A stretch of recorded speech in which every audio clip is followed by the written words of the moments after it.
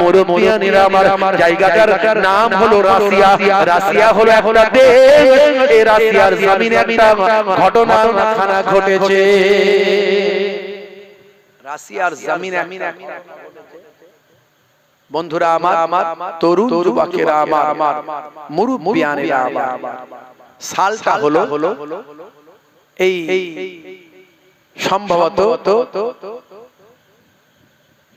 1980। হে তরুণ যুবকেরা, হে আমার বন্ধুরা, শুনে রেখে দিন বাবা, জেনে রেখে দেন। আমি আপনাদের সামনে সিজ্জিনের কথা তো বলতে পারবো না, সিজ্জিনের অবস্থা কি হবে সেটা তো ছবিতে প্রকাশ করা যাবে না, ভাষায় প্রকাশ করে মানুষকে বোঝানো যাবে না, কিন্তু তার নমুনা একটা পৃথিবীর জমিনে এসেছে। সিজ্জিনের ভয়াবহ যে ঘটনা ঘটবে তার একটা নমুনা পৃথিবীর জমিনে এসেছে। আমি আপনাদের শুনিয়ে দিয়ে যাই, ইন্টারনেটে আছে, খোঁজ নিলে আপনি বের করতে পাবেন। আমার কাছে সেই ছবিটা, আমার কাছে সেই ভয়াবহ আওয়াজটা আমার মোবাইলে রাখা আছে। হে তরুণ যুবকেরা, সিজ্জিনটা কোথাও? আমি আগেই বললাম, সাত তাবক জমিনের নিচে সিজ্জিনের মাকাম। হে তরুণ যুবকেরা, সেখানে পাপী বান্দাদের রূহগুলো একত্রিত হবে, তারা আযাবের মধ্যে নিমজ্জিত হবে, তারা সর্বদা হাহাকার করবে, কষ্ট পাবে, তাদের শাস্তি দেওয়া হবে। বন্ধুরা আমার, তরুণ যুবকেরা, এর একটা ছোট্ট নমুনা পৃথিবীর জমিনে এসেছে বাবা, সেটা আপনাদের মাঝখানে আমি বলে দিয়ে যাই।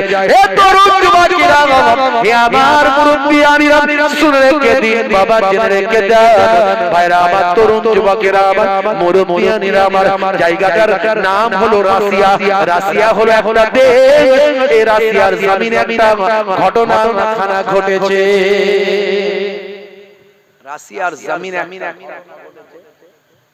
বন্ধুরা আমার, তরুণ যুবকেরা আমার, মুরব্বিয়ানিরা আমার, সালটা হলো এই সম্ভবত 1980-81 সাল। 1980-81 সালে রাশিয়ায় তখন পানির বড় অভাব। বন্ধুরা আমার, তরুণ যুবকেরা, হে জওয়ান যুবকেরা, মাটি শুকানো বাবা, পৃথিবীর বুকে বিজ্ঞানীরা দুটো বড় এক্সপেরিমেন্ট করেছে। একটা হলো, হে তরুণ যুবকেরা, চাঁদের চন্দ্রযান পাঠিয়েছে। চাঁদের সবচেয়ে প্রথম তারা যান পাঠিয়েছে, এটা তাদের সবচেয়ে বড় এক্সপেরিমেন্ট ছিল বিজ্ঞানীদের।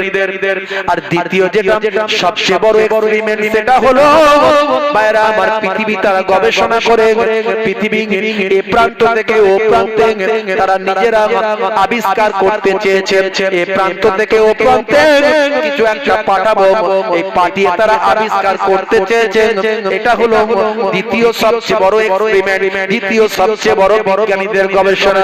যদিও এই গবেষণায় তারা সাকসেসফুল হতে পারে, কিন্তু কিছু তথ্য তারা আমাদের কাছে দিয়েছেন, পৃথিবীর মানুষের কাছে কিছু তথ্য তারা দিয়েছেন।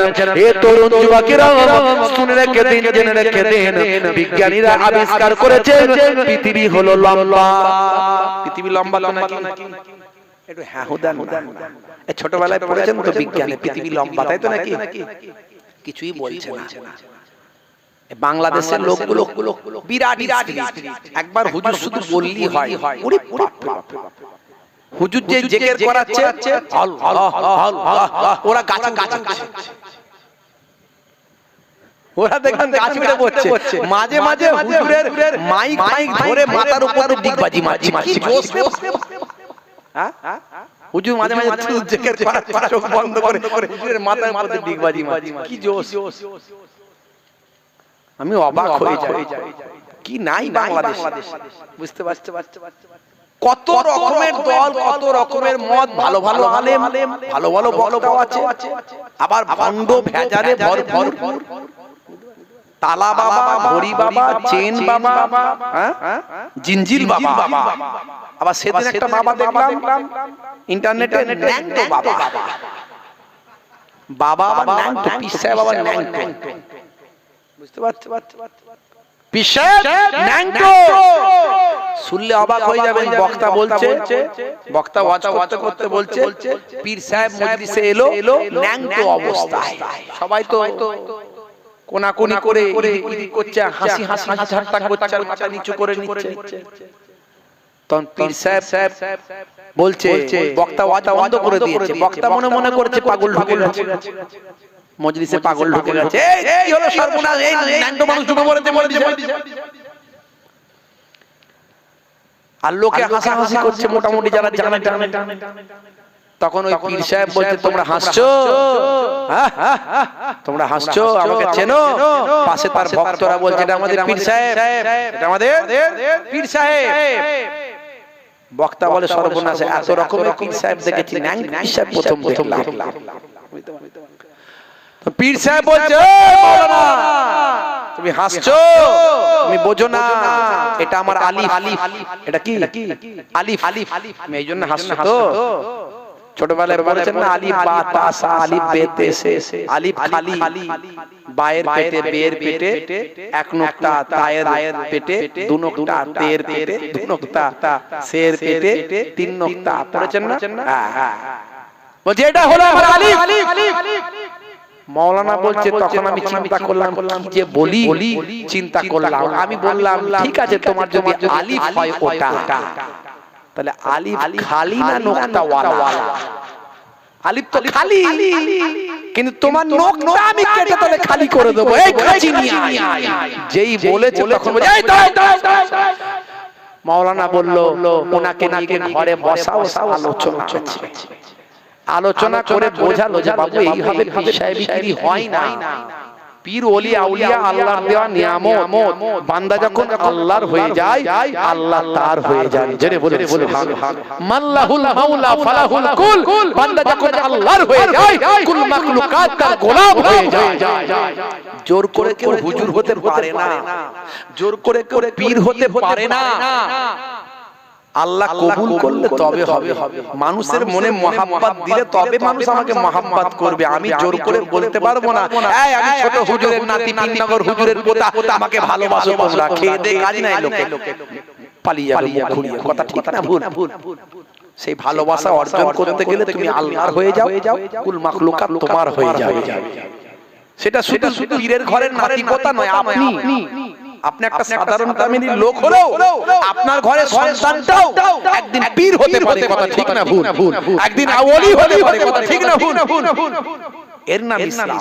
ইসলাম গণতন্ত্রে বিশ্বাস করে, রাজতন্ত্র ইসলামে নাই। পীরের ছেলে পীর হবে, মাওলানার ছেলে মাওলানা হবে, মুফতির ছেলে মুফতি হবে, মাস্টারের ছেলে মাস্টার হবে।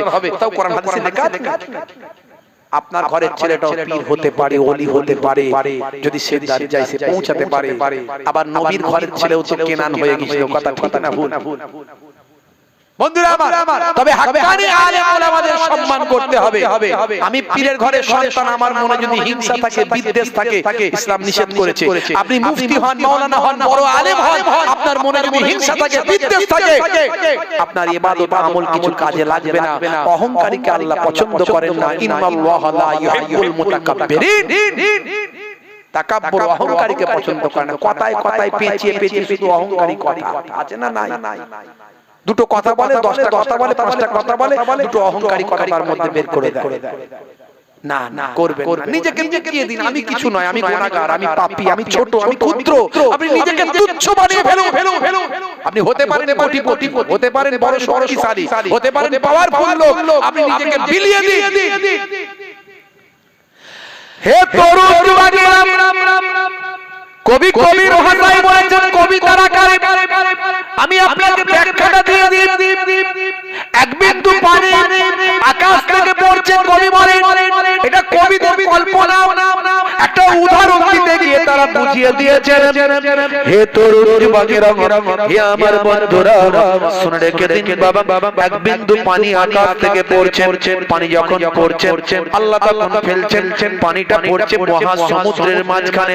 পানি তখন বলছে, আল্লাহ গো, আমি তো এক বিন্দু পানি, তুমি আমাকে ফেলছো মহাসমুদ্রের মাঝখানে।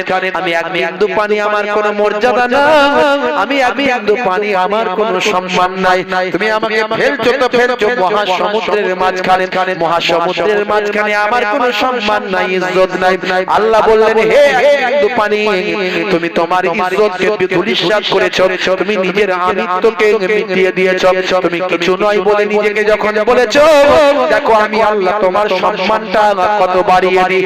এক বিন্দু পানিকে আমার আল্লাহ সম্মান দেওয়ার জন্য সমুদ্রকে নির্দেশ করলেন, হে সমুদ্র তুমি শাক হয়ে যাও, হে সমুদ্র তুমি ফেটে যাও, হে সমুদ্র তুমি জমিন পর্যন্ত ফেটে যাও, জমিনের তলায় এক বিন্দু পানিকে যেতে দাও। এক বিন্দু পানি সমুদ্র ভেদ করে জমিনের তলা পর্যন্ত যেতে লাগলো। হে তরুণ যুবকেরা, হে আমার বন্ধুরা, হে আমার মুরব্বিয়ানেরা, শুনে রেখে দিন, জেনে রেখে দিন বাবা, এমন সময় আমার আল্লাহ, আমার মাহবুব, আমার আল্লাহ ঝিনুককে বললেন, হে ঝিনুক, হে ঝিনুক, সমুদ্রের তলায় তুমি তোমার মুখটা খুলে দাও। এক বিন্দু পানিকে বললেন, যাও ঝিনুকের পেটে গিয়ে আশ্রয় নাও। আমার আল্লাহ সেই ঝিনুকের মুখটাকে বন্ধ করিয়ে দিলেন। এক বিন্দু পানি থেকে আমার আল্লাহ মতি তৈরি করলেন। সেই মতিটা একদিন রাজার রাজমুকুটে স্থান পেল। কবির ভাষায়, কবির কল্পনায় বোঝাতে চাইলেন, তুমি তোমার আমিত্ব মিটিয়ে যাও, তুমি তোমার আমিত্ব মিটিয়ে দাও। আমি কিছু নয়। আপনি কোটিপতি হতে পারেন, ব্যবসায়ী হতে পারেন, আলেম হতে পারেন, মুফতি হতে পারেন, হুজুর হতে পারেন, পীর সাহেব হতে পারেন, পীরের নাতি পোতা ছেলে হতে পারে, বড় আলেম হতে পারে, মুফতি হতে পারে, হাজী গাজী হতে পারেন, কিন্তু কিছু নয় বলুন, আল্লাহ খুশি হয়ে যাবে। সকলের সামনে নিজেকে আজিজি ইনকিসারি করুন, অহংকার আমি বিরাট কিছু, না না করবে। বন্ধুরা আমার, তরুণ যুবকেরা আমার, হে আমার মুরব্বিয়ানেরা, শুনে রেখে দিন বাবা, জেনে রেখে দেন হে মুসলমান, যে কথা বলছিলাম বাবা, তাহলে যদি আপনি আল্লাহ ওয়ালা মানুষ হয়ে যান, আপনার রূহটাকে আল্লাহ ইল্লিনে পৌঁছে দেবেন। আর যদি আপনি আল্লাহ না করুন, আমরা যদি পাপী হয়ে যাই, যে বান্দা পাপী হবে আল্লাহ তার রূহটাকে সিজিদ পর্যন্ত পৌঁছে দেবেন। বিজ্ঞানীরা এক্সপেরিমেন্ট করেছে, হে তরুণ যুবকেরা, বিজ্ঞানীরা গবেষণা করেছেন। বন্ধুরা আমার, তরুণ যুবকেরা আমার, বিভিন্ন বিজ্ঞানীরা গবেষণা করতে গিয়ে আল্লাহ কোরআনের সঙ্গে তাদের গবেষণাটা মিলে গিয়েছে। কোরআনের গবেষণা মিলে গেছে। আমি এই উদাহরণ তো অনেক দিয়েছি, ইন্টারনেটে অনেক আছে। আমি বলেছি 1450 বছর আগে আল্লাহর কোরআন যা বলেছে, রাসূলের হাদিস যা বলেছে, আজকের যুগে বিজ্ঞান আর বাস্তবতায় মিলে গেছে। এর আগে বলেছি না আমি, ডান দিকে কাত হয়ে ঘুমানো সুন্নাত, বিজ্ঞান বলছে বাম দিকে হার্ট থাকে, হার্টের কাজ ব্লাড সার্কুলেশন করা। ব্লাড সার্কুলেশন যদি বন্ধ হয়ে যায়, হার্ট অ্যাটাক করতে পারে, প্যারালাইজড হতে পারে। তাহলে নবী শেখালেন ডান দিকে কাত হয়ে শো। 70-80 কেজি 90 কেজি প্রেসারটা হার্টে পড়বে না। মানুষ অভ্যাসের দাস। আপনি ডান দিকে কাত হয়ে ঘুমানো অভ্যাস করলে অটোমেটিক আপনাকে আর ইচ্ছাকৃত হবে না, অনিচ্ছাকৃত আপনি ডান দিকে কাত হয়ে ঘুমাতে পারবেন। এর আগে বলেছি, চেটে পুচে খাবার কথা বলেছি, পরিমিত খাবার খাবেন, চেটে পুচে খাবেন, ছড়াবেন না, নষ্ট করবেন না, খাবার কম নিন, নষ্ট করবেন না। একদিকে যেমন নষ্ট না করলে পৃথিবীর ভুকা মানুষরা খেতে পাবে। পৃথিবীতে এখনো কোটি কোটি মানুষ অনাহারে, অর্ধাহারে, খাদ্যের অভাবে ভুকে, অপুষ্টিতে ভুকে। তাহলে আপনি সমাজের অর্থ বাঁচালেন, খাদ্য বাঁচালেন, এই পৃথিবীর খাদ্যকে আপনি বাঁচালেন, বাঁচিয়ে একটা ভালো কাজ করলেন। পৃথিবীর মানুষ আপনাকে ভালো বলবে। কে কি ভালো বললো দেখার দরকার নেই, আল্লাহ বলবে ভালো। নবী সুন্নাত মানলেন, আর অল্প পরিমিত খাবার খেলে চেটে পুচে খাবেন। চেটে পুচে খাওয়া নবীর সুন্নাত। বিজ্ঞানীরা বলছে মুখ থেকে এক ধরনের লালা নিঃসৃত হয়, যে লালাটা আপনার স্বাস্থ্যের জন্য, আপনার হজমের জন্য উপকার হয়ে যায়। সব মিলে চালে অনেক বলেছি, এখন আমি বেশি বলতে পারবো না, অনেক একটা একটা করে বলেছি। ইন্টারনেটে গিয়ে দেখুন হাজার ওয়াজ বক্তব্য, 20-25 হাজার বক্তব্য, একটা দুটো নয়। আমি বলেছি এরকম অসংখ্য বের করার চেষ্টা করি। হে তরুণ যুবকেরা, হে আমার বন্ধুরা, 1450 বছর আগে আল্লাহ কোরআন মাজিদের মধ্যে বললেন, সমুদ্রের তলায়, সমুদ্রের গভীরে আছে অন্ধকার। সমুদ্রের গভীরে আছে অন্ধকার। এটা 1450 বছর আগে আল্লাহর কোরআন বলেছে। হে তরুণ যুবকেরা, আজকের সায়েন্স বিজ্ঞানীরা গবেষণা করছে। তারা গবেষণা করে বলে সমুদ্রে কিছু কম বেশি ভাইরা আমার 100 মিটার নিচে থেকে অন্ধকার সূচনা তৈরি হচ্ছে। যত নিচে যাবে তত গভীর অন্ধকার সমুদ্রকে ছেয়ে আছে। আচ্ছা বলুন তো দেখি, কোরআন মাজিদ যখন নাযিল হয়েছিল তখন কি কেউ সমুদ্রের তলায় গিয়ে গবেষণা করতে পেরেছিল? কোনো মেরিন সায়েন্টিস্ট কি তখন ছিল? না না, সে যন্ত্রপাতি তখন ছিল না। কোরআন মাজিদ আরবের বুকে অবতীর্ণ হয়েছে, বেদুইনদের মধ্যে এসেছে, যাযাবরদের মধ্যে এসেছে। তারা পশু পালন জানতো, সমুদ্রের তলায় যাবার তাদের কোনো ক্ষমতা ছিল না। অথচ সেই সময় মানুষ জানতো না সমুদ্রের তলাতে গভীরে অন্ধকার থাকে। অথচ আমার আল্লাহ কোরআন মাজিদে লিপিবদ্ধ করেছে।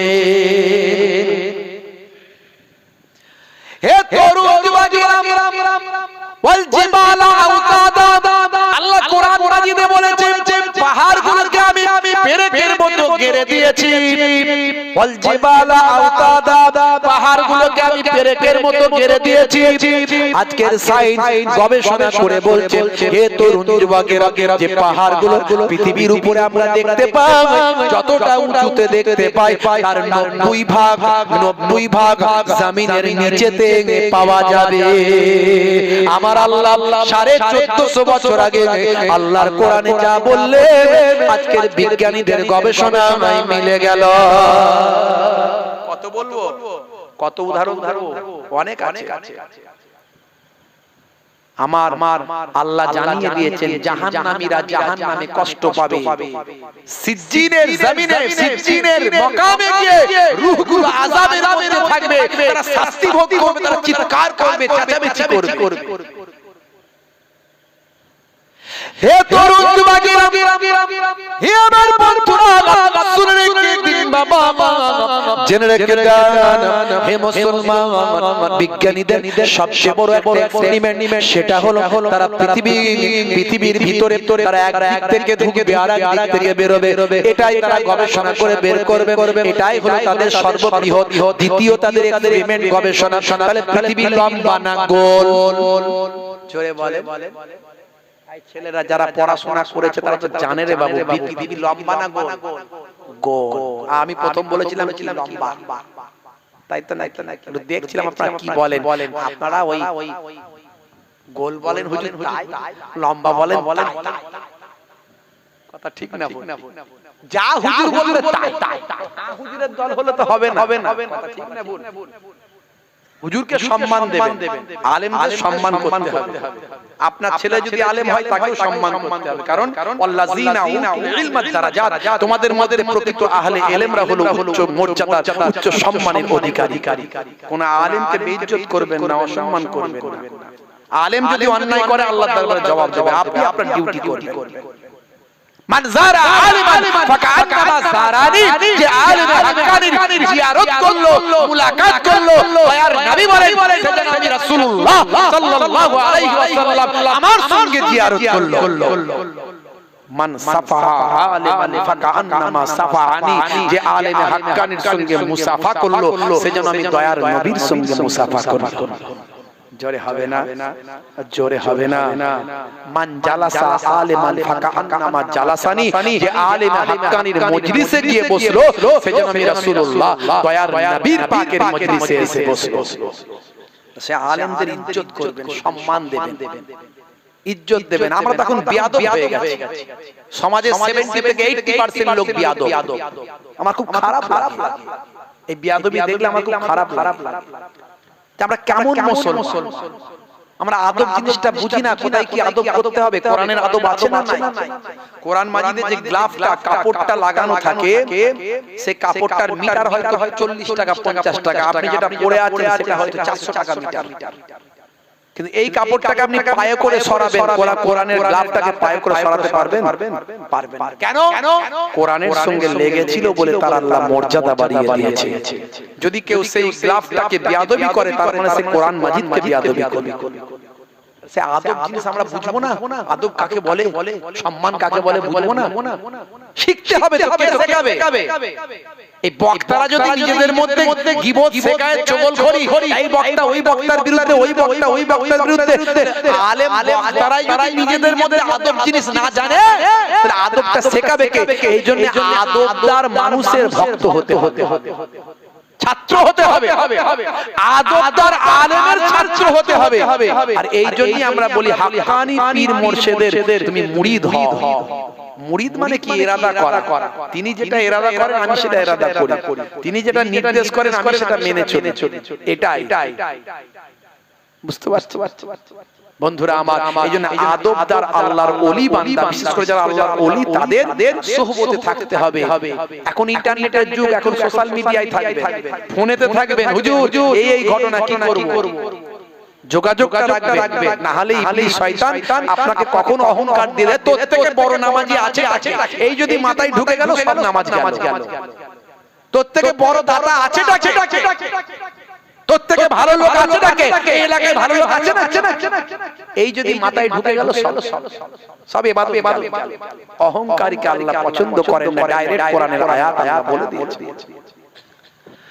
হে তরুণ যুবকেরা, হে আমার বন্ধুরা, শুনে রেখে দিন বাবা, জেনে রেখে দেন, আল্লাহর কোরআন রাসূলের হাদিস বললাম, আল্লাহর কোরআন রাসূলের হাদিস বলে দিয়েছেন জাহান্নামীরা জাহান্নামায় শাস্তি পাবেন, তাদের রূহগুলো যখন সিজ্জিনের মধ্যে চলে যাবে, তারা আযাবের মধ্যে থাকবে, তারা চিৎকার চেঁচামেচি করতে থাকবে। হে তরুণ যুবকেরা, রাশিয়ার জমিনে বিজ্ঞানীরা গবেষণা শুরু করলো, তারা বলল পৃথিবী হলো গোলাকার। আমাদের একটা বড় গবেষণা, আমাদের একটা বড় এক্সপেরিমেন্ট আমরা আবিষ্কার করতে চলেছি। কি আবিষ্কার করব না? পৃথিবী যদি গোলাকার হয় তাহলে এক দিক থেকে ঢুকলে আর এক দিক থেকে বেরোনো যাবে না, যাবে না, যাবে না। তারা বলছে আমরা এক দিক থেকে ঢুকবো আর এক দিক থেকে বেরোবো। তাই প্রথমে আমাদের গবেষণা করতে হবে যে একটা কোনো কিছু পাঠাতে হবে। তারা বলল এই ড্রিল মেশিন লাগবে, বিশাল বড় বড় লোহার ড্রিল মেশিন তারা তৈরি করল। যে ড্রিল মেশিন গুলো বাবা সামান্য তাপমাত্রায় গলে যাবে না, লোহাকে যদি প্রচন্ড তাপমাত্রায় নিয়ে যাওয়া হয় লোহা কিন্তু গলে পানি হয়ে যায়। তারা আরো মজবুত লোহা বানালো, মজবুত লোহা তারা তৈরি করলো, সামান্য তাপমাত্রায় গলে যাবে না, এইরকম তাপমাত্রায় যাতে নষ্ট না হয়ে যায়। পৃথিবীর তলায় গরম আছে না? নাই। পৃথিবীর তলায় কিন্তু প্রচন্ড গরম। 100 ডিগ্রি সেলসিয়াস তাপমাত্রায় পানি টকবক করে ফুটবে। 100 ডিগ্রি সেলসিয়াস তাপমাত্রায় পানি টকবক করে ফুটবে। এই 44, 42, 44 ডিগ্রি তাপমাত্রায় আমাদের মাথার ঘিলু গরম হয়ে যাচ্ছিল কদিন আগে। কথা ঠিক না ভুল? মাত্র 44 ডিগ্রি সেলসিয়াস তাপমাত্রা, তাতে আমাদের মাথার ঘিলু গরম হয়ে যাচ্ছিল। কিছুদিন আগে আমরা হাহাকার করছিলাম, হাই পানি কবে পানি হবে, পানি দাও আল্লাহ, মেঘ দাও। কত জায়গায় দিনাজপুর, মালদা, কুচবিহার, জলপাইগুড়ি, আমার হুগলি থেকেও আমার কাছে এসেছে, হুজুর কি হলো না অমুক জায়গায়, নাম বলছিলাম, অমুক জায়গায় টাউনে বিশাল একটা মাঠ আছে, সেই মাঠে আমরা মুসলিম পল্লীর যুবকেরা ঠিক করেছি আপনি একটু আমাদের ওখানে যাবেন, একটু ইস্তেসকার নামাজ আমাদেরকে নিয়ে পড়বেন, তাতে যদি আল্লাহ পানি দেয় তার জন্য একটু নামাজটা পড়বে। আমি বলি আল্লাহ পানি কেন দেবে? তুমি এমন পানির কাজ করেছো, পানি দেবে? নামাজ পড়ো, নামাজ পড়ো, নামাজ পড়ো, মাথা নিচু। আমি তুমি নামাজ পড়ো না, আল্লাহ বলবো আল্লাহ পানি দাও, দেবে আল্লাহ, বলি দিয়ে দেবে আল্লাহ। হে তরুণ যুবকেরা, হে আমার বন্ধুরা, আমার আল্লাহ মাঝে মাঝে একটুখানি নমুনা দেখান। ওরে বান্দা বেশি বার পারিস না, ঢাকা ফেলে দেব, বেশি বার চাপা ফেলে দেব। আমার ক্ষমতার সঙ্গে তোরা পারবি না। দুবাই বলল আল্লাহ পানি দাও না, আমরা পানি আকাশ থেকে তৈরি করব। দুবাই কি বলেছিল? পানি দাও না তো আমরা আকাশ থেকে পানি তৈরি করব। কি করে? বলে আমাদের বিজ্ঞানের উন্নতিতে আমরা পানি তৈরি করে নেব। তারা কি করলো জানেন? হে তরুণ যুবকেরা, আকাশে উড়ে গেল, প্লেনে করে আকাশে কেমিক্যাল নিয়ে, ভাই আমার কেমিক্যাল নিয়ে তারা আকাশে উড়ে গেল। আকাশে উড়ে গিয়ে মেঘের উপরে প্লেন গুলোকে নিয়ে চলে গেল। মেঘ যেখানে যেখানে দেখতে পেল সেখানে তারা ভাই আমার কেমিক্যাল গুলো ছড়াতে লাগলো। একে বলা হচ্ছে ভাই আমার মেঘটাকে ক্রিয়েট করা। তারা বলছে হে তরুণ যুবকেরা, হে আমার বন্ধুরা, মেঘের উপরে যখন কেমিক্যাল তারা ছড়াতে লাগলো, মেঘগুলো সব উড়তে শুরু করলো, একত্রিত হতে লাগলো, মেঘ জমা হতে লাগলো। বাবা সেই মেঘের উপর তারা কেমিক্যাল দিতে লাগলো, ওই মেঘ জমা হয়ে গিয়ে অটোমেটিক পানি হতে লাগলো। আল্লাহ পানি না দিলেও দুবাইয়ের বিজ্ঞানীরা আকাশ থেকে পানি তৈরি করত। এইরকম সিস্টেম বর্তমানে চাইনাতে আছে, পানি না দিলেও তারা পানি নামাতে পারবে।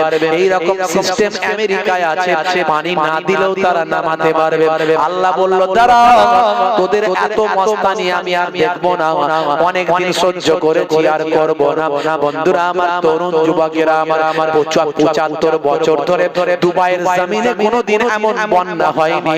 তাদের পানিতে তারা মেঘ থেকে পানি নিজেরা তৈরি করে। আল্লাহ বলল এমন পানি দেব তোদের প্লেন পর্যন্ত ভাসিয়ে দেব। আমার আল্লাহ কোথা থেকে এত পানি দিলেন? আকাশ ভেদ করে এত পানি কয়েকদিন হলো যে দুবাইয়ের যে প্লেনগুলো আকাশে উড়ে গিয়ে মেঘ থেকে পানি নামিয়ে আনতো, সেই প্লেনগুলো পানিতে ভেসে যেতে লাগলো। 8,500 কোটি টাকা পানির তলায় চলে গেল। দুবাই হলো পৃথিবীর একটা উন্নত দেশ। বুর্জ খলিফা আছে জানেন আপনারা? বুর্জ খলিফা 850 মিটার লম্বা। বন্ধুরা আমার, বিশাল সেই বুর্জ খলিফা প্রচুর টাকা খরচা করে বানিয়েছে। নায়ক গায়করা, নেতা মন্ত্রীরা সব দুবাইয়ে বেড়াতে যায়। এমন কি নাই একটা মুসলিম দেশ, অথচ সেখানে ফুর্তি আমোদের কোনো কম নাই। বুঝতে পারছেন? মদ, জুয়া, তারি, আপনার কি বলে জেনা, ব্যভিচার, নাইট ক্লাব, সিবিচ, এমন কিছু অন্যায় সেখানে হয়নি, তা করে না। অথচ সেই মুসলিম দেশ, তাদের মধ্যে কত রেস্ট্রিকশন মেনে চলা উচিত ছিল, ইসলামিক নিয়ম মেনে চলা উচিত ছিল। আল্লাহ বললেন দাঁড়া, অনেক সহ্য করেছি আর করব না। 8,500 কোটি টাকা তাদের কদিনের মধ্যে লস হয়েছে। 8,500 কোটি টাকা পানির তলায়। 20 কোটি টাকার গাড়ি পানিতে ডুবে আছে, মালিক গাড়ির ছাদে বসে বসে কলা খাচ্ছে, ভিডিও ভাইরাল হয়েছে। তারপরে আল্লাহ বলল দাঁড়া, এখানেই শেষ নয়, অনেক দিন আমার ক্ষমতা দেখতে দেখতে আরেকটু দেখাই। আপনারা যে ব্রাজিল করেন, ব্রাজিল আর্জেন্টিনা করেন, সেই ব্রাজিলের খবর সেটাও পানির তলায় চলে গেছে। ব্রাজিলে বহু মানুষ মারা গেছে, পানির তলায় চলে গেছে। আল্লাহ নারাজ হয়ে গেছে। কেউ মারা গেলে কখনো আমরা খুশি নই, আমরা দুঃখিত। ইসলাম দুঃখিত, কোন মানুষের মৃত্যু কখনো ইসলাম কামনা করে না। কিন্তু মানুষ যখন অপরাধে অন্যায় লিপ্ত হয়, আল্লাহর পক্ষ থেকে গজব আসে। হে তরুণ যুবকেরা, হে আমার মুরব্বিয়ানিরা, আমেরিকা হলো বিশ্বের দাদা। আল্লাহ বললেন তোর দাদাগিরিও ছুটিয়ে দেব। দাঁড়া, হে তরুণ যুবকেরা খবর নিন। দুই একদিন আগের কথা বলছি, আমেরিকার জমিনে আমার আল্লাহ এমন ঘূর্ণিঝড় দিয়েছে, আমেরিকাকে সাদা বানিয়ে দিয়েছে, তছনছ করে দিয়েছে, ধ্বংস করে দিয়েছে। হে তরুণ যুবকেরা, আমেরিকা বিশ্বের দাদার গায়েতে দাদাগিরিকে আমার আল্লাহ ছুটিয়ে দিয়েছে। এরপরে আল্লাহ কোন দেশকে ধরবেন আল্লাহ জানেন, কিন্তু আমার মনে হয় খুব তাড়াতাড়ি সৌদি বিপদে আছে। সৌদির লাইন খুব তাড়াতাড়ি আছে। নবীর দেশ, আল্লাহ হেফাজত করছে নবীর দেশ বলে, কাবার দেশ। কিন্তু এমন অন্যায় শুরু করেছে সৌদির বাদশা যে হয়েছে, ওই যে প্রিন্স মোহাম্মদ সালমান, মোহাম্মদ বিন সালমান, কি নাম জানো?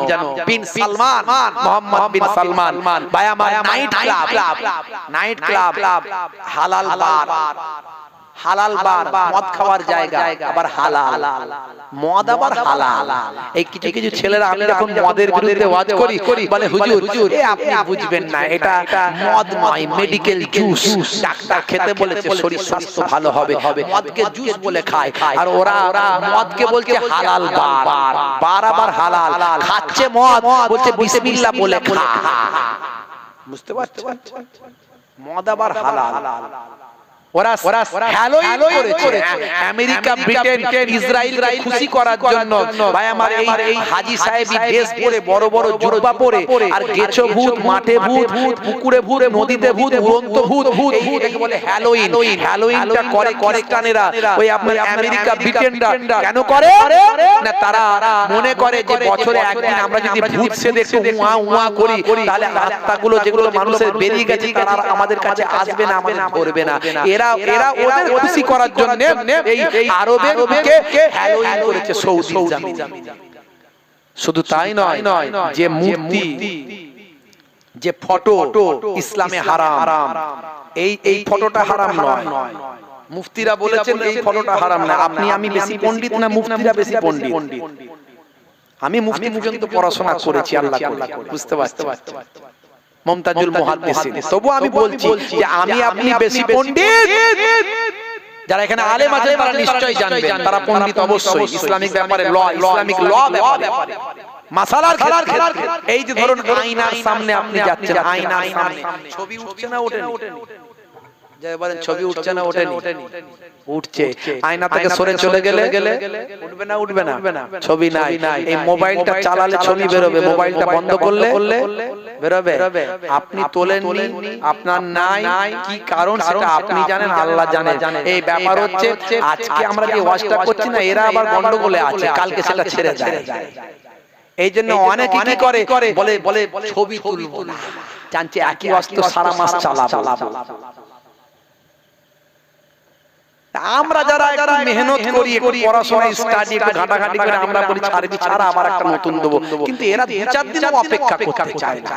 এদের এমন টেনশন, বুঝতে পারছেন? ভালো মানুষ, এদের জন্য তো ইসলামের খেদমত হচ্ছে। এদের বিরুদ্ধে আবার অনেকে অনেক কথা বলে। আমি কিন্তু এই ভাইগুলোকে বড্ড ভালোবাসি। এরা ইসলামের কথা যদি মানুষের কাছে না পৌঁছাতো, ওয়াজ যদি মানুষের কাছে না যেত, মানুষ যদি ওয়াজ না শুনতো, তাহলে সেটা গান শুনতো, তাহলে গান শুনতো, তার জায়গায় ওয়াজ শুনছে, মানুষ হেদায়েত হচ্ছে। কত মানুষ আমাকে বলে হুজুর আপনাকে কোনোদিন দেখিনি, কিন্তু আপনার ওয়াজ শুনি, আপনার ওয়াজ শুনে আমি নামাজি হয়েছি, আপনার ওয়াজ শুনে মুখে দাড়িটা রেখেছি, আমার মনটা খুশি হয়ে যায় সত্যি। তাহলে ওয়াজ করা, আমার ওয়াজ করা সার্থক। বন্ধুরা আমার, তরুণ যুবকেরা আমার, মুরব্বিয়ানেরা আমার, শুনে রেখে দেন, জেনে রেখে দেন, আপনি তাকওয়ার ক্ষেত্রে যদি সত্যি সত্যি তাকওয়া করেন যে আমার ছবি তুলবই না, এই তাকওয়া আপনার থাকে, সেটা আপনার হৃদয় জানে থাকে, ভালো জিনিস। আমার নানা জান ছোট হুজুর কেবলা ছবি তুলতে হবে বলে, পাসপোর্ট বানাতে হবে বলে বাংলাদেশ যাওয়া বন্ধ করে দিয়েছিলেন। আল্লাহর তাদের তাকওয়ার ব্যাপার। আর আমার আপনার পকেটে তো টাকাই ছবি আছে না? নাই আছে না? নাই। গান্ধীজির ছবি আছে না? নাই। বাপুজির ছবি ছাড়া চলতে পারবেন? অশোক স্তম্ভ ছাড়া চলতে পারবেন?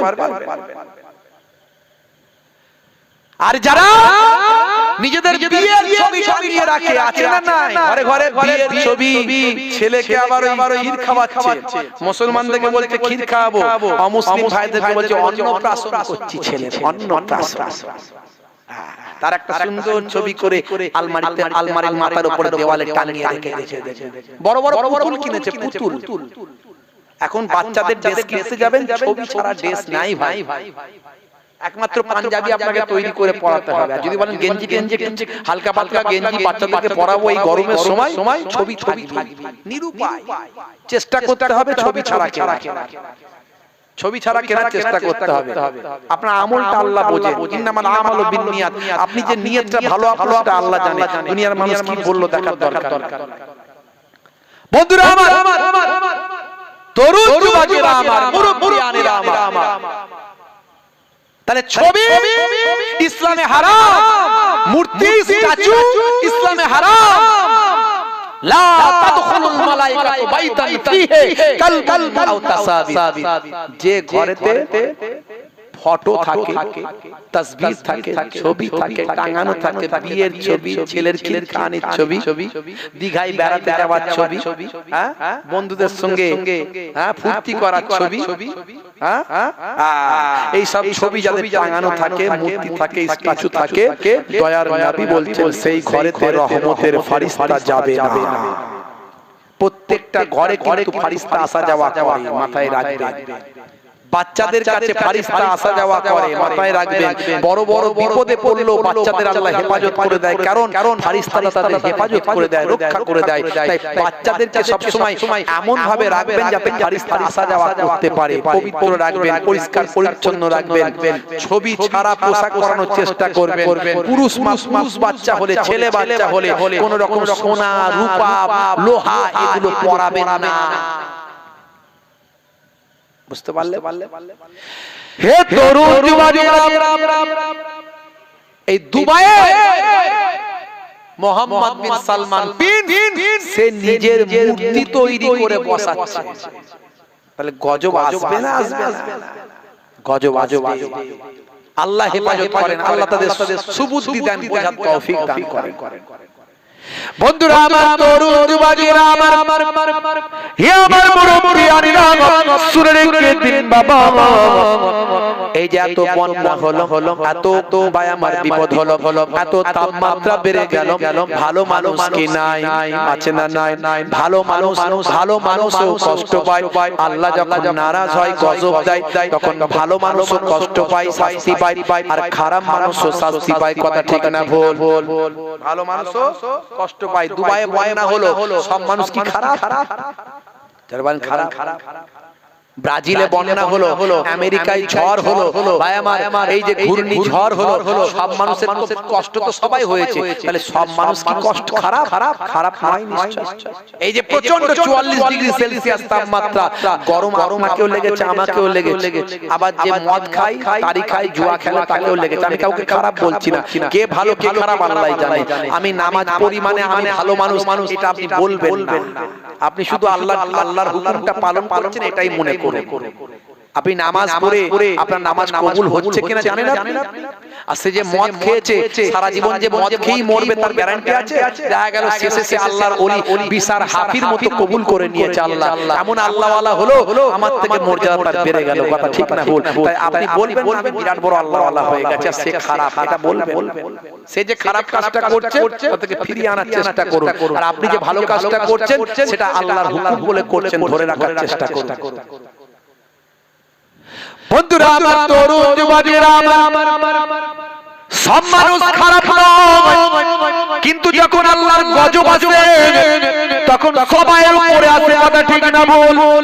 হযরতে মুসা কালিমুল্লাহ আমার আল্লাহকে বললেন, আল্লাহ আয় আমার মাবুদ আল্লাহ, তুমি আমাকে জানিয়ে দাও, তুমি আমাকে বলো, যখন তুমি বিপদ দাও, যখন তুমি গজব দাও, যখন তুমি শাস্তি দাও, শাস্তি কিন্তু সবাই ভোগ করে, ভালো মানুষও ভোগ করে, খারাপ মানুষও ভোগ করে। এটা কেন হয়? ভালো মানুষ কেন ভোগ করবে শাস্তি? তুমি আমাকে জানিয়ে দাও। যখন বিপদ দেবে, গজব দেবে, শাস্তি তো খারাপ মানুষদের পাওয়া উচিত, কিন্তু খারাপ মানুষের সঙ্গে ভালো মানুষও শাস্তি পায়। কথা ঠিক না ভুল? জোরে বলেন, কথা ঠিক না ভুল? আল্লাহ বললেন, হে নবী মুসা, তোমাকে পরে বলে কষ্ট হচ্ছে আপনাদের, একটু হ্যাঁ হ্যাঁ কষ্ট হচ্ছে, শেষ করে দেবো। দেখেছেন কোনো আওয়াজই ঠিক মতো হ্যাঁও বলে না, নাও বলে না, খালি হাসছে। তার মানে না হলে ভালো হয় নাকি? তাহলে শেষ করে দিই। কি জি শেষ করে দেবো তো নাকি? ওরে বাবা, না, ওরে 1.5 ঘন্টা। তাহলে কেন মুসা কালিমুল্লাহকে আল্লাহ কি বলেছিলেন সেটা বাদ।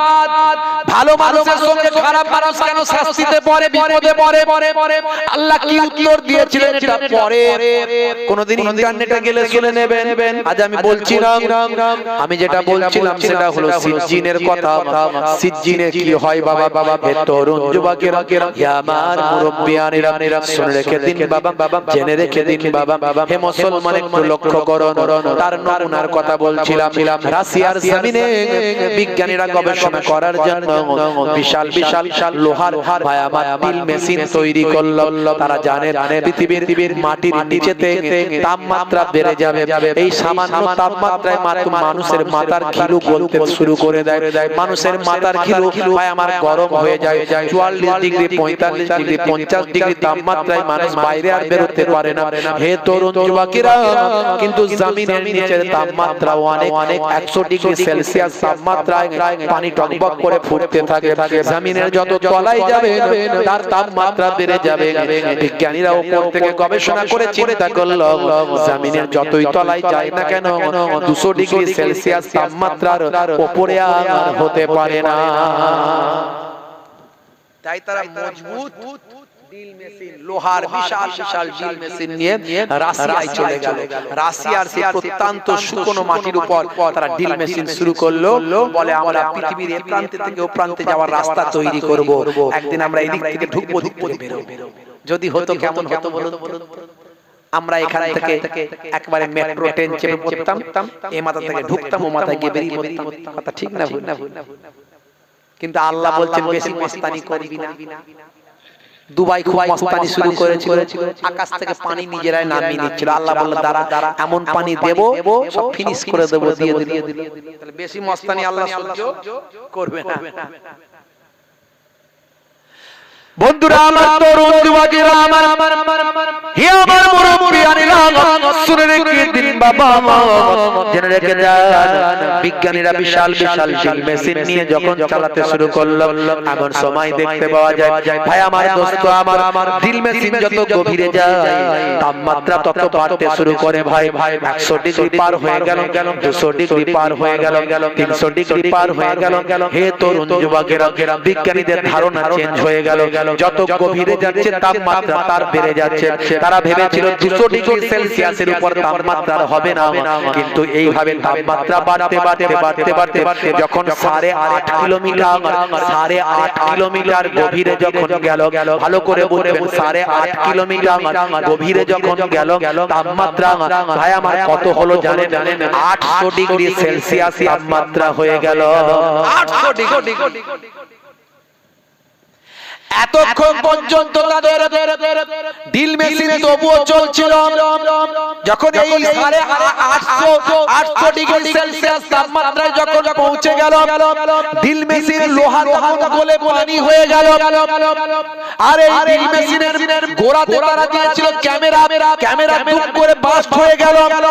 হে তরুণ যুবকেরা, ড্রিল মেশিনের গোড়াতে তারা দিয়েছিল ভাই আমার মাইক্রোফোন। পৃথিবীর মাটির তলায় কোথায় কি আওয়াজটা তারা পৃথিবীর জমিনে শুনবে, এর জন্য তারা ভাই আমার উচ্চ পাওয়ারফুল, তারা হাই কোয়ালিটি তারা মাইক্রোফোন তারা ভাই আমার সেট করে দিয়েছিল।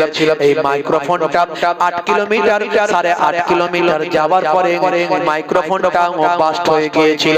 কিন্তু মাইক্রোফোনটা বাস্ট হওয়ার আগে একটা সাউন্ড, একটা ভলিউম, একটা আওয়াজ, একটা শব্দ বিজ্ঞানীদের কাছে পাঠিয়ে দিয়েছিল।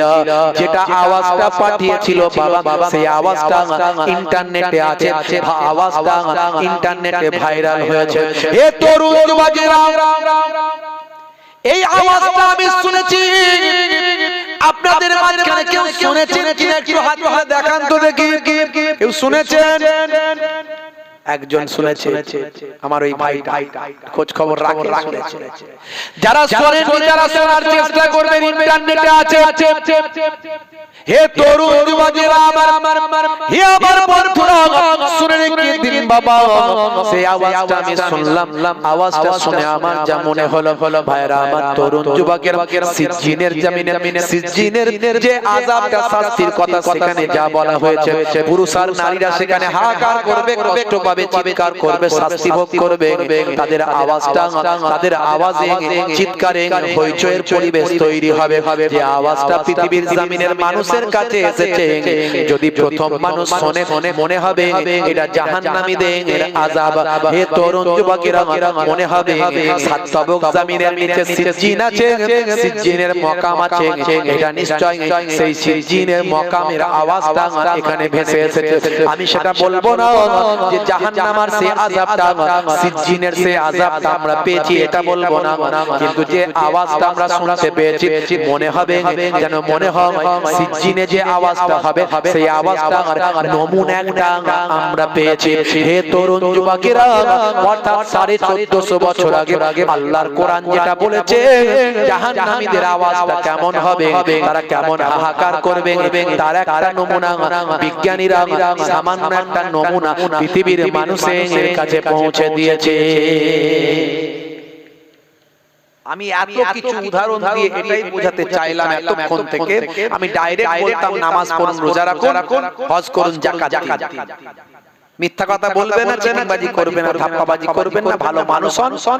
আমি কিন্তু অনেক ভঙ্গিমা দিয়ে, অনেক কিছু বুঝিয়ে, অনেক ভাবে ঘুরিয়ে পেঁচিয়ে, তথ্য দিয়ে, যুক্তি দিয়ে, কোরআনের আয়াত দিয়ে, রাসূলের হাদিস দিয়ে, বিজ্ঞানকে সামনে রেখে বোঝানোর চেষ্টা করলাম, যাতে করে আপনার মনে দৃঢ়তার সঙ্গে বিশ্বাস হয় যে হ্যাঁ, আল্লাহ আছে, নবী আছেন, কোরআন সত্য, রাসূলের হাদিস সত্য, জান্নাত আছে, জাহান্নাম আছে, ইল্লিনে যেতে হবে কিংবা সিজ্জিনে যেতে হবে, অপরাধ করলে শাস্তি পেতে হবে। এই সব কিছু যদি বিশ্বাস করে, তাহলে আজ থেকে আপনি আল্লাহ ওয়ালা হয়ে যান।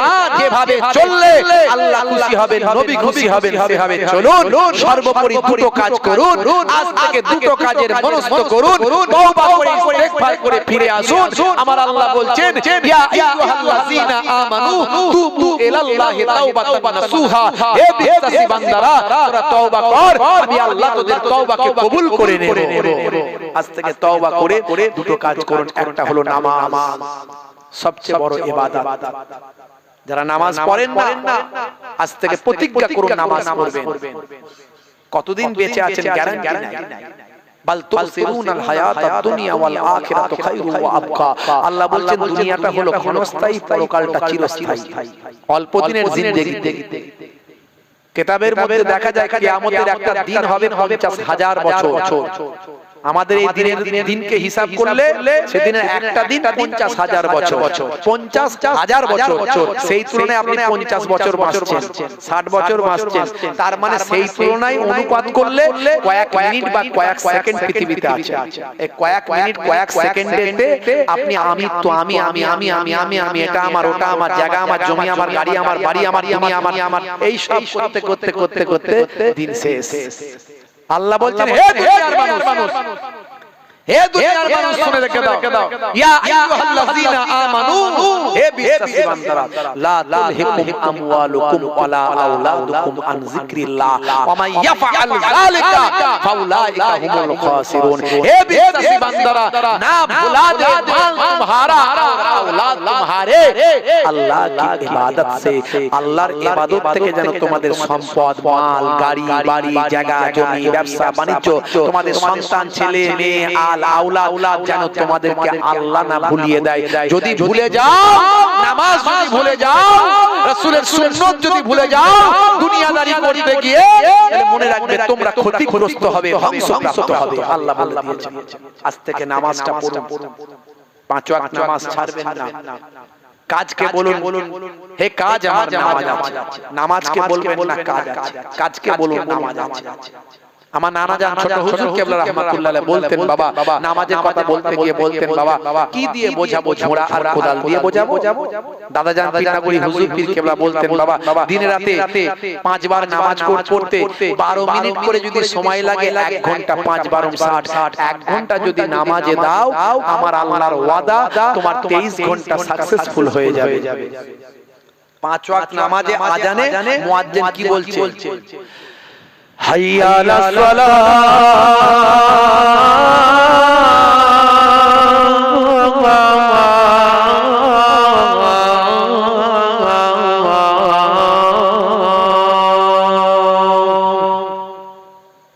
মুয়াজ্জিন বলছে হাইয়া আলাস সালাহ, এসো নামাজের দিকে এসো, যদি আসো তাহলে কি হবে?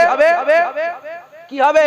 কামিয়াবি পাবে। কি কামিয়াবি? আবার মুয়াজ্জিন বলে দিচ্ছে যদি নামাজে আসো কি হবে? হাইয়া আলাল ফালাহ,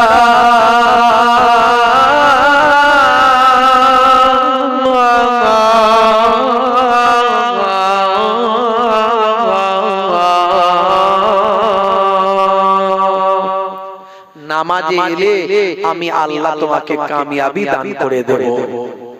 23 ঘন্টা তোমার কামিয়াবি হয়ে যাবে 1 ঘন্টা নামাজে দিলে। আজ থেকে প্রতিজ্ঞা করুন নামাজ পড়বেন, রাসূলের সুন্নাত ছাড়বেন না। রাসূলের সুন্নাত সবচেয়ে বড় সুন্নাত হচ্ছে মুখের দাড়ি। মুখের দাড়ি আপনি আমার মতো বড় দাড়ি রাখেন বা নাই রাখেন, অন্তত ছোট দাড়িও যদি রাখেন নবীর সুন্নাত মনে করে। বিরাট কোহলির মুখে দাড়ি, হরভজন সিং এর মুখে দাড়ি, লিওনেল মেসির মুখে দাড়ি, নেতা মন্ত্রী খেলোয়াড় প্লেয়ারের মুখে দাড়ি। ভারতের প্রাক্তন প্রাইম মিনিস্টার মনমোহন সিং দাড়ি আছে না নাই? যত সাধু সন্ত থেকে শুরু করে আলেম ওলামা পীর মাশায়েখ ওলি আউলিয়া পয়গম্বর নবী পয়গম্বরদের মুখে দাড়ি। আপনি দাড়িটা রাখুন, বড় রাখতে লজ্জা লাগছে, অসুবিধা মনে হয়, ছোট রাখুন, কিন্তু নবীর সুন্নাত মনে করে রাখুন। আজ ছোট আছে কাল বড় হয়ে যাবে, আজ ছোট আছে কাল বড় হয়ে যাবে। ফ্যাশন মনে করে নয়, মুখের সৌন্দর্য মনে করে নয়, নবীর সুন্নাত মনে করে। ছোট দাড়িটাও যদি আপনি নিয়ত করে রাখেন নবীর সুন্নাত মনে করে, না রাখার থেকে ভালো। তাই আমি বলে দিয়ে যাই ভাই, আমার নবীর সুন্নাত মনে করে রাখুন। যদি এটা হয় কবরে চলে যাওয়ার পরে মুনকার নাকির ফেরেশতা যখন আসবে দেখবে, বলবে মান রব্বুকা, দেখতে পাবে মুখে দাড়ির দেখা, হতে পারে ওই দাড়িটা হবে নাজাতের জারিয়া। অনেক ছেলেরা আমাকে বলে হুজুর আপনার এই ওয়াজ শুনে আমি দাড়ি রেখেছি, আলহামদুলিল্লাহ, আজ ছোট আছে কাল বড় হয়ে যাবে। দাড়িটা রাখুন। দুটো কাজ সবচেয়ে বেশি করুন, একটা হলো নামাজ, 2 নাম্বার দাড়ি। এই দুটো কাজ করুন, দেখবেন 70% অন্যায় অপরাধ থেকে সরে চলে যাবে। এই কটা